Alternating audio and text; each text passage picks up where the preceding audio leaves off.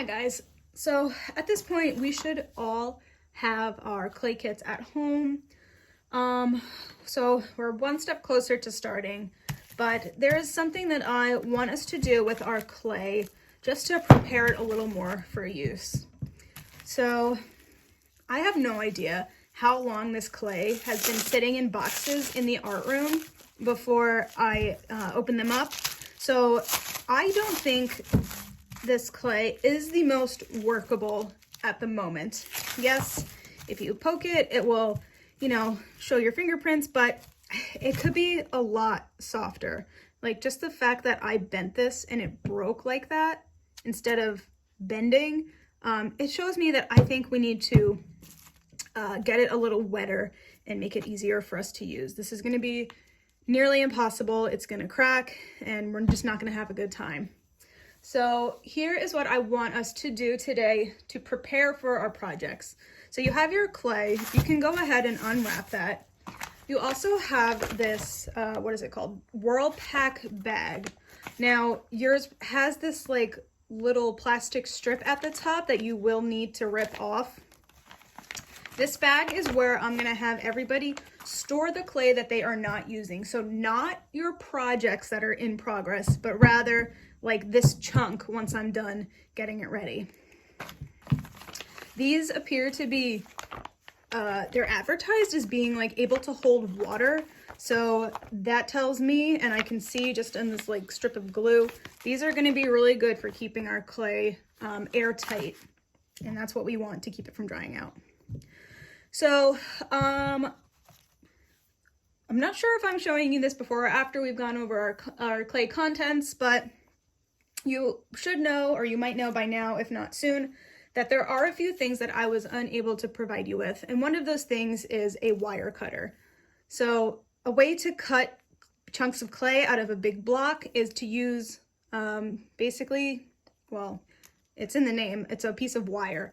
But what I'm just using in substitute of that, which I will hope you guys can find in your home, is this is just a piece of craft string. You can use dental floss, assuming it's strong enough, or fishing line if you have it. If you don't have that, it's not the biggest deal. You can just break it by hand. So what I'm going to ask you to do is we're going to break up our clay into like smallish chunks, maybe yay or so size. And what I have here is a cup of water. What I want to do is dip my clay in the water, and I want to put it in this bag. So that it has these little white tabs that helps you to open it. So the whole point of this is if I dip this clay in water, once I have all the clay in here and I seal it, that water will start to slowly soak into the clay body and make it a little more workable.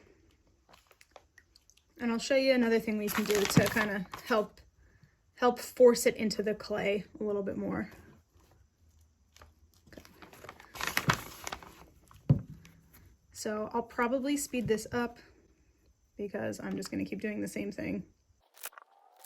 My cup of water is just room temperature, so that shouldn't really matter. I lost my piece of string already. Welcome to art class with Mrs. Olmox. I lose everything. There it is.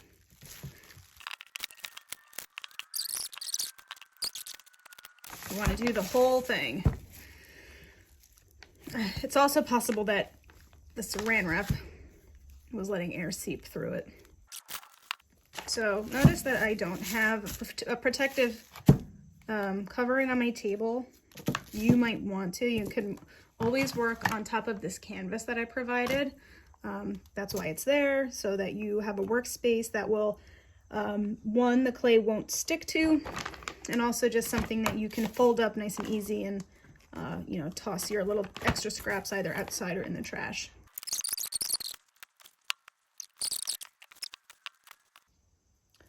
I also recommend maybe having a paper towel or a rag so that if you need to like touch your computer for whatever reason while you're doing this, you can just quickly wipe your hand off so you don't get this clay stuff in your computer. It will not hurt to have too much water. I'd rather you have a little too much water than not enough So don't be afraid to get some extra drips in there. Now I think every bit of clay is precious, especially in this scenario where we are limited. So all these little scraps that didn't make it in yet, I want to save those. I want to collect them, make sure that I can use as much as I can. Look, it's already another chunk. I can already feel that squeezing this is way easier than it would have been if I didn't do this. Okay, I'm just gonna grab a paper towel.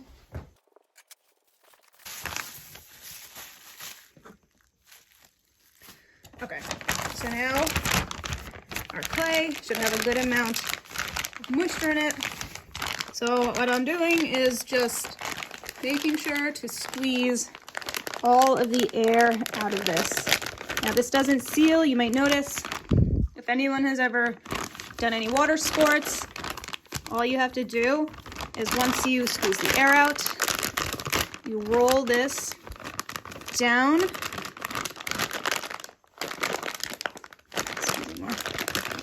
And then this is a wire in here. So I rolled it forward. So all I want to do is kind of squeeze it this way. And all those rolls should be adding to the seal. There's a little bit of air in here. I would ideally like to have a little less, but I don't think it will be the worst. So just going to show you now one more thing you can do to try to force the water into this clay. This might not be an option for everybody, but if it is, I encourage you to try it. One more thing you can try to help. Again, if you don't have like a hard floor, or if you don't have enough space, that's okay. But one thing I can do to try to force that water in is just do this. Slam it on the ground a couple times. And it will also turn those chunks hopefully back into one large mass. Pressure is forcing that water in there, squeezing more air out. If you have air in there, what it might do is kind of act like a big bubble that's popping. So the less air in there, the better. Try to get it from different angles. Might need to occasionally make sure that it's still sealed. Okay, I can already feel that this is so much softer. If you can't do this, if you can't slam it, just let it sit. Let it sit for, till we work with this clay. It might be a couple days.